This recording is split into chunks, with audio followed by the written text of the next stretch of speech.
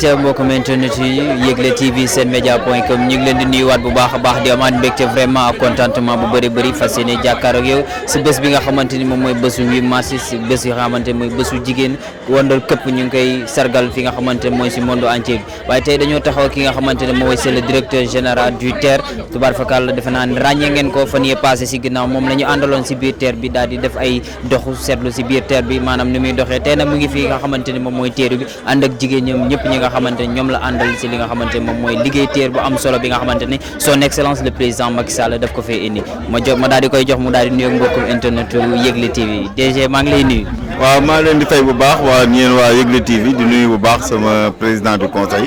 muy wax le président Thierno Lo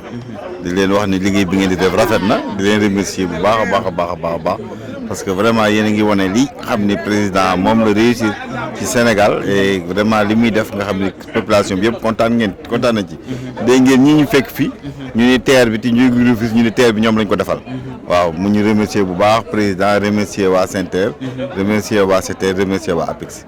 léegi gis ngeen ko léegi lañ ñu doon wax jaajëf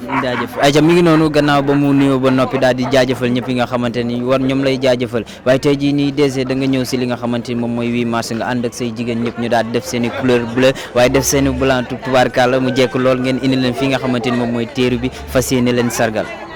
waaw c'est extrêmement important xam nga tey mooy journée de la femme te ku xam jigéen rek xam ni lu mu jiite rek loo xam ni fa la nekk rek di fa liggéey rek mu xam ni lu baax la xam nga jigéen mooy suñu yaay mooy suñu tante mooy suñu bàjjen mooy suñu mag mooy suñu rak te léegi xam ngeen ni que jigéen dañ ko jox rôle bu mag depuis bi ñu defee parité nga xam ci institution yëpp am nañ ci à peu près 40 à 45% fii tim ci SENTER vraiment bi ñuy recruter bi ñu defee concours bi mais vraiment jigéen ñi am nañ fi nekk nañ ci au moins 40% aussi donc vraiment kon xam nga ni jigéen léegi mi ngi jël place am boo xam ni ci participer ci développement te xam nga comme président Macky Sall dafa fonk jigéen jox leen cër yu mag a mag presque ci ñi nga xam ni ñoo jël premier ministre jigéen jox leen ay institutions jigéen et tout ça donc loolu aussi à l'image du président Macky Sall ñun aussi jigéen ñi nga xam ni ngi SENTER jox nañ leen ay responsabilités yoo xam ne regretté wuñ ko parce que ñu ngi koy doxal bu baax donc jigéen ñi mën nañu wax ni actuellement ñi ngi participer activement ci développement bi moo tax ñu leen di sargal wan leen ni ñoom ñun seen càmmiñ lañu et vraiment liggéey bi ñoo ko bokk ñun ñëpp dañuy jàpp jigéen jàpp góor jàpp ñun ñëpp ñu jàpp pour que Sénégal jëm kanam.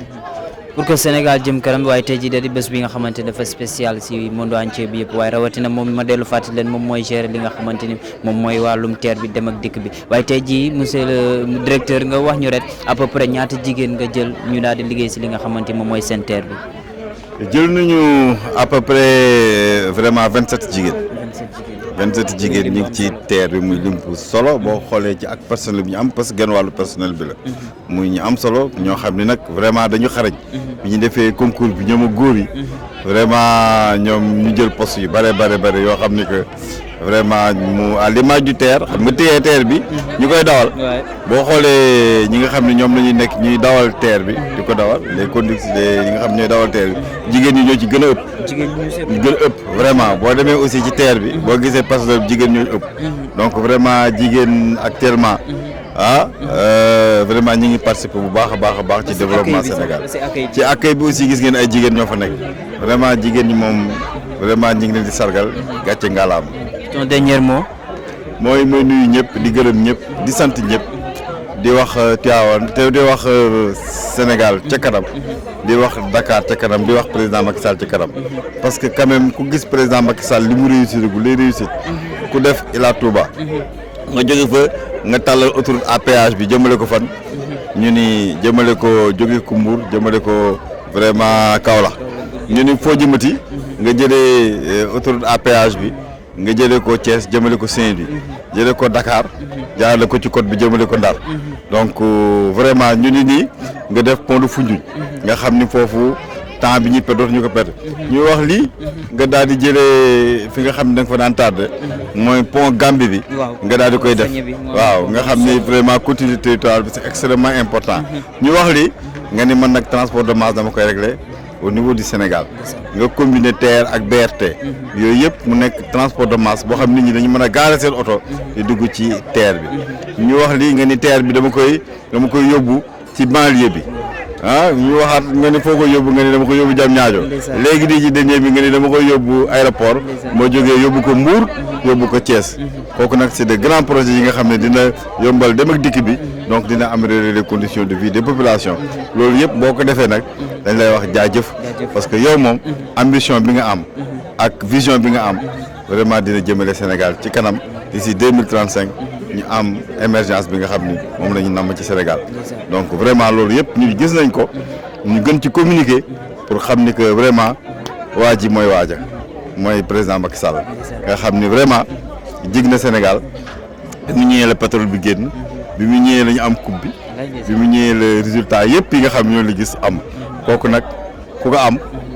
donc koy fonk bu baax téye ko jàppale ko waaw mu ngoog yaa eggale nga ko jërëjëf. ayca ñu ngi koy kontaanee bu baax a baax ñu dellu fàttali leen kooku moom mooy directeur SENTER ki nga xamante ni barki Demba Ndiaye moom la ñu àndal fële fi nga xamante ni moom mooy SENTER mu daal ñuy visiter loo foofu yëpp waaye tey jii mu ànd ak ay jigéenam ñëw fi nga xamante ni moom mooy teeru bi fas yéene leen sargal waaye si biir loolu ñu ngi sargal ki nga xamante ni moom mooy la première dame Marème Faye Sall ñu ngi koy jaajëfal di ko sargal bu baax a baax si jàppale bi nga xamante ni mu ngi koy jàppale son excellence le président Macky Sall tubaarfakala waaye tamit ma sargal suma yaay madame Ndeye Saly Diop Dieng ministre de la femme de la famille du genre protection des enfants mi ngi def lu liggéey bu am solo si wàllum jigéen gi nga xamante ni son excellence le président Macky Sall da koo dénk ak kóolute mu koy doxal di bay waaram nee naa ko tey jii nii dina nekk fële fi nga xamante ni moom mooy grand théâtre national fas yéene sargal bu baax a baax ñooy jigéen ñi kon mbokk yi xarit yi waaye Yegle TV loolu lañ leen indiloon tey jii nii fi nga xamante ni moom mooy teeru bi ànd seeg directeur général mu ànd seeg jigéenam yi nga xamante ni ñoom la àndal si liggéey bi waaye dinañ fi jël li nga xamante ni moom mooy quelques réactions xale jigéen yi nga xam ne ñoom ñooy liggéey SENTER bi nga xamante son excellence le président Macky Sall ñoom la ko jagleel ay ca mbokk internet yi ba tey ñi ngi fi nga xamante ni moom mooy biir téere bi ànd seeg waa SENTER dégg ngeen DG lu mu fi jot a wax waaye dañuy jël ki nga xamante ni moom mooy jaaru di liggéey fi nga xamante ni moom mooy SENTER nga xamante ni son excellence le président Macky Sall tubaarfakàlla dafa jox yi nga xamante ni moom mooy jigéen ñu daal di si bay seen waar ay ca moo soxna si maa ngi lay nuyu. maa ngi lay fay. maa yaa ngi si jàmm. alhamdulilah maa ngi lay sargal. merci. ayca tey jii ñu wax ban mbégte nga am tey jii si bésu 8 mars bi nga xamante ni seen directeur yi nga xam moom mooy gérer wàllum SENTER tey jii ni ana ban liggéey bu am solo ngeen di def si seen programme boobu di SENTER. kontante la ñu am tey mbégte si journée des droits de la femme léegi kontaan nañu vraiment si suñu DG mu woo ñu fii sargal ñu vraiment sargal jigéen ñi. ñëpp am nañ ñëw contenté daal vraiment. ñëpp am nañ contenté waaye liggéey SENTER bi métti na wala méttiwul. ñu ngi góorgóorlu. na toujours su ma fay ñëw te xam naa au début bof gaa ñi c'était un peu difficile mais nit ñi ngi kontaan daal parce que vraiment début bi avant TER bi di daw métti woon na torop mais léegi ku nekk nga ci gis boppam parce que am na si ñoo xam ne ñi gaare seen oto yi di jël train bi.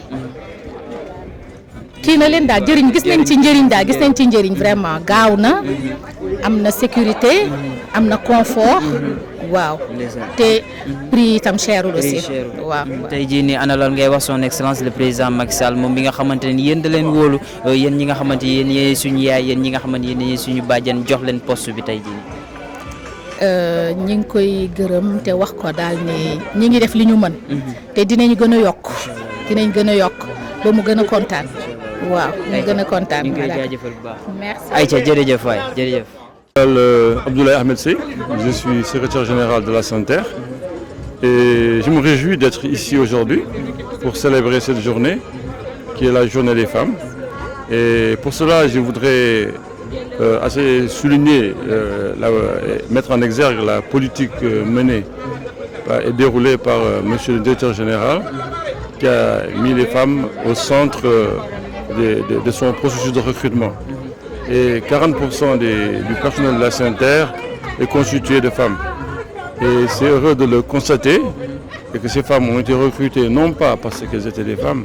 mais parce qu'elles avaient un parcours, elles avaient une compétence qui leur permet, comme je le disais tantôt, de prendre en charge l'ensemble des enjeux auxquels la SENTER est confrontée pour mener à bien ce processus sur lequel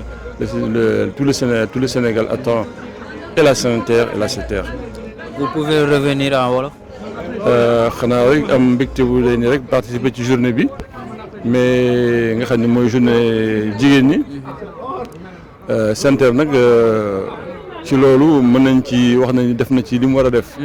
surtout son directeur général. maanaam téeméeri nit yoo jël ci SENTER ñeent fukki ay jigéen lañ. te jigéen yooyu jëlu leen ndax ay jigéen lañ. dañ leen jël parce que am nañ njàng mi. am nañ jaar-jaar bi. am nañu capacité wu. maanaam xam nga nu ma koy wax ci wàllu sax enjeu yi nga xam ne maanaam li SENTER di jonkanteel am nañu capacité wu mettre ko prendre ko en charge ba def ci li nga xam ni mooy lay jëmale société bi kanam voilà. tey jii nii lan ngay wax son excellence le président Macky Sall si kóolute bi nga xamante ne jox na ko jigéen ñi nga xamante ñoom ñoo nekk si programme SENTER. xam nga président Macky Sall sax man j'aime à dire que l'élection du président Macky Sall n'est pas un changement de régime, c'est un changement d'époque. maanaam dañuy ubbi beneen siècle boo xam ni jigéen ñi seen droit yooyu ñu doon xeex depuis plus de 100 ans aujourd'hui nekkatul waxuma ni xeex bi jeex na de mais en tout cas li ci ëpp li ci am solo li nga xam ne moo tolluwaay réew mi amul lépp loo xam ne réew mi toll na ko te joxuñu ko SENTER aussi ci siège boobu la placé ay action ton dernier mot. waaw xanaa kontaan rek di yaakaar ni xëy na année prochaine bu ñu fi ñëwee bu soobee yàlla bu ñu def bilan dañ gis ne am na ay avancées yu rëy yoo xam ni Abdou Ndéné Sall def na ko ci SENTER jëmale ko ci SENTER globalement mais particulièrement jëmale ko ci jigéen ñi. Merci beaucoup. Vraiment. Alors, je m'appelle Abdou Aziz Diop, directeur des infrastructures du matériel roulant et des systèmes. Donc, alors moi je suis arrivé à SENTER très récemment. Alors donc je suis en charge, comme je vous ai dit, donc de ce pôle d'activité-là. Alors c'est un pôle très intéressant. Alors on s'occupe de la gestion des infrastructures, c'est-à-dire on fait une planification donc de tout ce qui est maintenance donc sur la voie ferrée, notamment la gestion de l'emprise ferroviaire. Et concernant le matériel roulant, c'est surtout aussi définir le programme et la politique de maintenance associée. Et par rapport à cette journée, donc, je félicite d'abord toutes les femmes. Et je dis que toutes les femmes peuvent accéder quand même à ces postes-là. Rien n'est fermé. L'essentiel, c'est d'avoir la détermination et de pouvoir se dire tout simplement que je peux réussir. Et Inch'Allah, les choses iront très bien. En tout cas, moi, dans ma direction, je n'ai pas encore de femmes. Mais j'espère que très bientôt, j'aurai 4 à 5 femmes qui vont m'accompagner dans la lourde tâche qui m'attend. Merci. Alors, salam alaikum, man la Abdou Aziz Diop, directeur des infrastructures matériel roulant ak système. Donc, man la sama liggéey mooy def programmation, c'est-à-dire pour ñu mën a def maintenance su raay bi, toppatoo emprise bi bu baax. Côté matériel roulant mooy pareil tamit toppatoo maintenance ba nga xamante ne train bi du am benn panne di mën a daw tous les jours. Donc côté système nag moom dafa associé wu ak matériel roulant benn la rek. léegi nag ak journée bi man maa ngi gërëm jigéen yëpp vraiment gis nañ ni même sax si TER bi jigéen ñi sax dem nañ ba occuper ay poste de conductrice. am na ñi nga xamante ne sax ñu ngi ci maintenance bi donc pour dire que lii daal. ñëpp mën nañ ci accéder soxlawul sax léeg-léeg am yenn diplôme yu mag yi mais na nga am motivation bu ci war détermination bu ci war et incha allah di nga mën a def liggéey bi boo suivre rek consigne ñu la jox. man nag sama direction sax amaguma jigéen donc j'espère que rek incha allah comme annonce bi moom mi ngi dem. j'espère que dina am ay femmes rek yu ma mën a accompagner ci tâche bi ñu ma jox. jërëjëf encore bonne fête. Yegle TV maa ngi lay nuyu di la kontaane ba noppi di la sargalawaale si journée bi nga xamante ne seen journée la. maa ngi lay fay di kontaan ci suñu journée bi nga xam ne c'est la journée de la femme ñun en tant que femme tey ñu ñëw fi di ko féetee kontaan ci lool ndax jigéen moom dama ne chaque jour lañ ko war a sargal chaque jour chaque mois dañu war a sargal jigéen ndax jigéen mooy lépp jigéen mooy yaay jigéen mooy doom jigéen mooy lépp donc tey dañuy am mbégte di fêter journée bi te bu ñu sañoon di ko fêter tous les jours voilà donc man en tant que présidente de l'amicale des femmes maa ngi ñaaxaat tamit suñu autorités yi ñu gën a jàppale jigéen ñi surtout suñu femmes yi nekk ci village yi ñu gën leen a jox doole gëddal leen même ñu nekk ci projet yi ñu jëm leen financer jàppale leen man nag au niveau là où je travaille à mon lieu de travail je remercie la Sen'Terre, je remercie notre DG qui est là Abdou Ndéné Sall. Je la remercie sincèrement du fond du cœur et je la remercie au nom de toutes les femmes qui sont là derrière moi di wax ni moom société am dafa jël ay nit yu compétence mu teg leen fa ñun lépp lu ñu def lu amul compétence du ñu ko laal donc moom dañ koy sargal ñun dañoo jël suñu sargal tey di ko sargal moom suñu DG delloo ko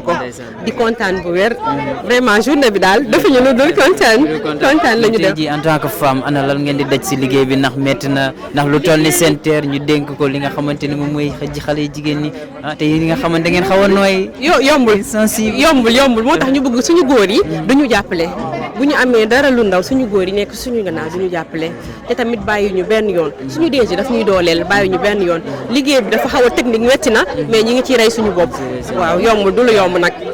à peu près vous êtes nombreux. waaw on est à peu près 65 ans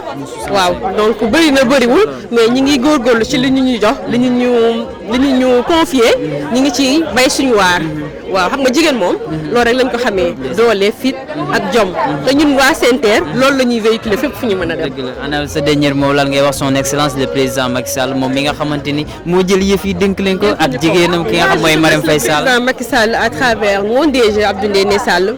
parce que le fait que mu jox DG nomination yi rek Sen'Terre yëpp la ko jox àdduna bi yëpp la ko jox jigéen ñëpp la ko jox parce que jox na ko ku ko mérito ku ko mën a gérer parce que kii bu ñu ko jàppalee day dem de.